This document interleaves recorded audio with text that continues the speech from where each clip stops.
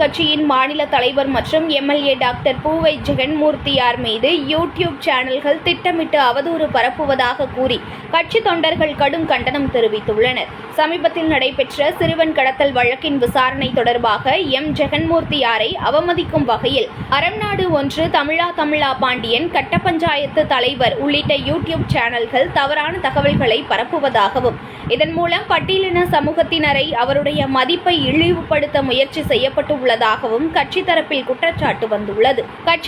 குற்றச்சாட்டு எழுந்துள்ளது. இதையடுத்து விழுப்புரம் மாவட்ட காவல் கண்காணிப்பாளர் அலுவலகத்தை முற்றுகையிட்ட 50க்கும் மேற்பட்ட புரட்சி பாரதம் கட்சி தொண்டர்கள் மேற்படி யூடியூப் நிருபர்களின் புகைப்படங்களை செருப்பால் அடித்து பிறகு அதற்கு தீ வைத்து தங்களது கடும் எதிர்ப்பை பதிவு செய்தனர்.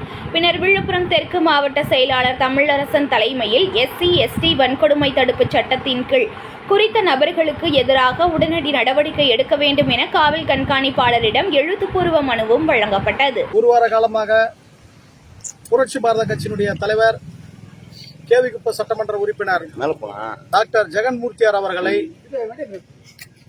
குறிப்பா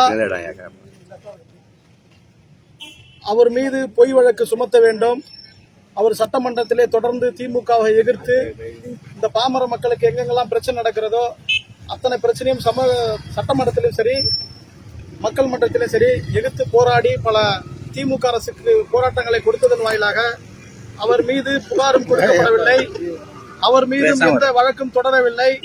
இருப்பினும் கூட இந்த திமுக அரசு திட்டமிட்டு அவர் மீது பொய் வழக்கில் பெயர் சேர்த்திருந்தது.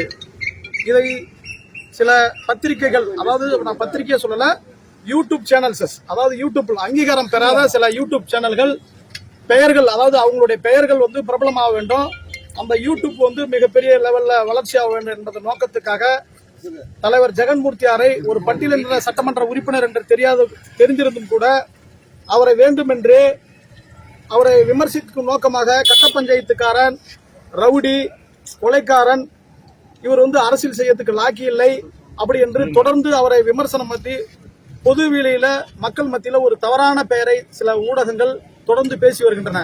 அதுல குறிப்பா பார்க்க போனா தமிழா பாண்டியன், ஆனந்தராஜ்,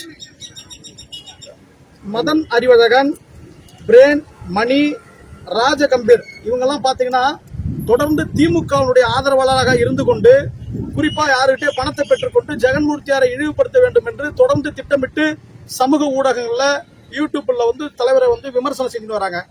அவர் மீது இன்று புரட்சி பாரத கட்சியின் தலைவர் ஜெகன்மூர்த்தியாருடைய ஆணைக்கிணங்க இன்று விழுப்புரம் ஒருங்கிணைந்த புரட்சி பாரத கட்சியினுடைய மாவட்ட பொறுப்பாளர்கள், ஒன்றிய நகர பொறுப்பாளர்கள் எல்லாம் ஒருங்கிணைந்து இன்று மாவட்ட காவல் கண்காணிப்பாளரிடத்திலே நாங்கள் ஒரு புகார் அளித்திருக்கிறோம்.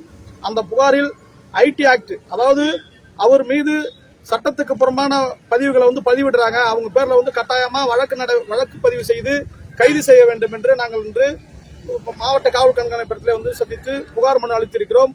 உடனடியாக அந்த யூடியூப்களை முடக்க வேண்டும் என்று கூறியிருக்கிறோம்.